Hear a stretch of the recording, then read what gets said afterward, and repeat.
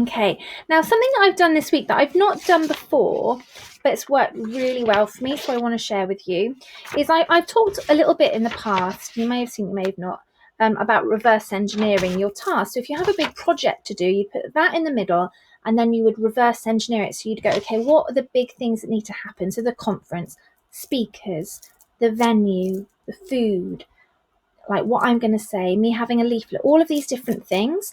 And then if it's speakers, off of the speakers, so it's like in the middle conference, and then off speakers, and then off from that, contact them, confirm details, what are they getting their talk details from them, various things. And then it keeps going until it's the smallest little thing that you can do. Because if we can break our task down into the smallest little things that we can do, it reduces all the resistance. Okay, we have resistance. If you just do accounts on your list, you're just not going to do it, because it's like, well, I don't even know where to start. So how do you do your accounts? Well, you've got to open your computer and log into Xero or whatever you use. You've got to get your paperwork pile and find your list, your shoebox of receipts. You've got to log into your bank account. What are the little things that you can do in order for you to do it? I mean, you put some time aside. Now, what I did this week, which has really helped me, is instead of a project, I've put the week, okay, for my scribbles, the week, 20th of January, is when I'm recording it, 2020, 20. And then what I've done is off of the one, I've got my Stronger Than Thought, I've got Oliver's birthday, I've got conference, can't read it. So all the different things, like the things that what I did is I looked down my main list and thought, these are the biggies that I really have to get done this week. At the end of the day, Oliver's birthday is this week. So if I don't do it this week, it's not getting done. Conference is week after next, I think. It's just getting really close. We're trying to sell tickets, which is going really well. I've also gotten their souls. So things I'm booking onto a sewing class on Wednesday. We want to get into fermenting. We've bought the kit. I've got to sterilise my bottles. I don't even know where to begin. So there's lots of things on here. So, so if I've got conference, for instance, I've got a line down from the middle saying conference. And then off of conference, I've got press release, which I had to write this week, share my brochure in some local groups, write a speech. I've got a meeting tomorrow morning. So all of those are branches. Now, what that then helped me do is all of these little bits around the edge, all the end nodes, whatever you want to call it, are all like mini tasks. So instead of me having on my to-do list, which I had before, conference, what about it? I've got little bits such as share my brochure in the group. Tick, done. So what I then did is on another piece of paper, I've got my Monday to Friday down here, and each day, and I'll do a little planner for this, each day I had 3 spaces and then some reserves. And so my 3 main things I wanted to do: Monday, Tuesday, Wednesday, Thursday, Friday, and then some extra bits if I can fit it in. Now what that meant is that I could see that so on Thursday,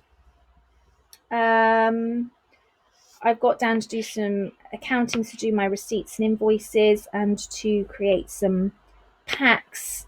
And so I've got these various things, which I know I'm not beating myself up that I haven't done that on Monday, because I know that I've scheduled that in for Thursday.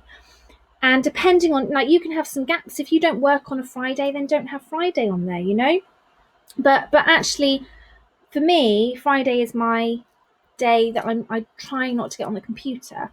And so I have put on their food shopping, and I'm going to do my fermenting that day, and I'm going to have a clear out of the porch. So quite hands-on stuff. So you can sort of see then you've got your weekly planner, and you know that everything on here has been very thought of from those key bits that you want to get done on that day. Does that make sense? And that's really helped me focus this week. So again, I'm living this with you, and I think I beat myself up sometimes because I don't stick to this. I love creating this stuff and working out plans and processes. I don't always stick to them because I get bored, and that's okay. So again, with planners, sometimes you might buy a planner but you don't stick with the planner, and then we beat ourselves up, what a waste of money. We're creatives, and I think part of that is that we need that newness, and that's okay. Let's not beat ourselves up that we just don't want to tick, tick, tick, tick, tick, tick all the time. Part of the creativity is doing this stuff. Do you know what I mean? So, and this really reminded me a little bit about bullet journaling, because bullet journaling really is about making it very beautiful and having a real mindful experience in your planning process. So I quite enjoyed drawing that, and actually going forward you could take out little pens and papers and draw yourself little pictures and have a really lovely little time, like drawing your week ahead and then picking off the end leaves of the tree and putting them onto your weekly planner. So I will create some printables for you to do that process, because I think that really helps as well. Sometimes it can look quite messy, and I do love a printable. So I hope that helps. Again, what we're trying to do here is go from that real muddled thought. So we've got our massive list of stuff, but you cannot work off that list.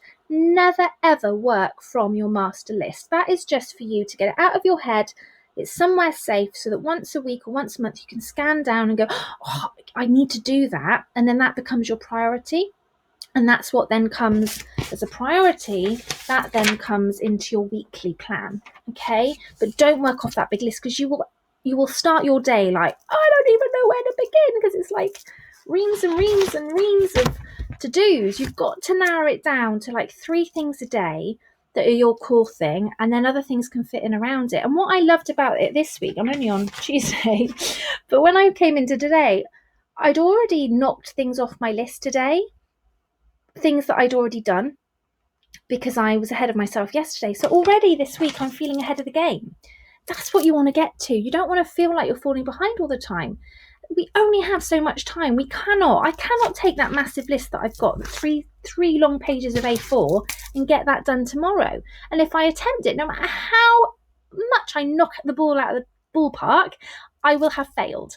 And that's what so many of us do. We set ourselves up to fail day after day, and no wonder we start to get depressed and we get despondent, because we haven't done what we set out to do. So I hope that helps. Like I said, I will pop some planners and things in as printables, but I just wanted to share that with you in terms of the weekly planning.